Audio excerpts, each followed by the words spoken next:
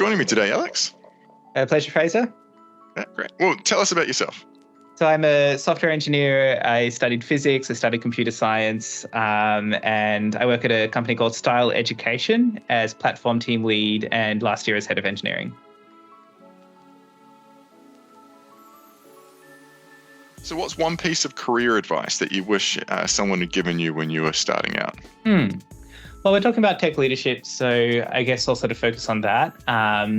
But I think the sort of follow your nose attitude has always worked really well for me. If something interests you, pursue it. Even if it doesn't seem like exactly what you're looking for, like take the opportunities that present themselves if you think you can learn from them.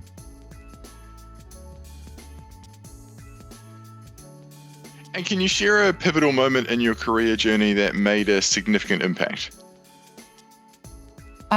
Sure. I think a pivotal moment in my career journey that made a significant impact. Here's me dilly-dallying. You can cut this out of the podcast.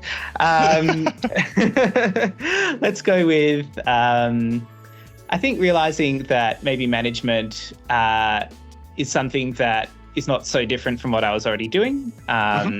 It's not like managers are a different breed of people who are super outgoing necessarily and just love talking to people all day.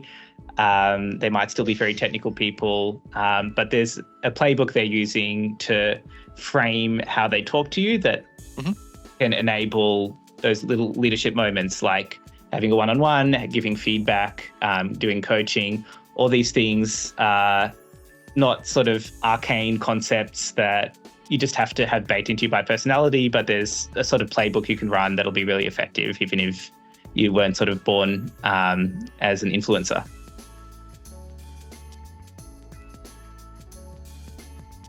And how do you approach challenges and setbacks in your professional life, and what's your go-to strategy for overcoming them?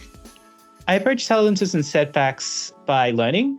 That's my go-to response. So if I'm in a situation where I'm like, I don't really know what to do, I try to think who out there does know what to do and what have they published about it.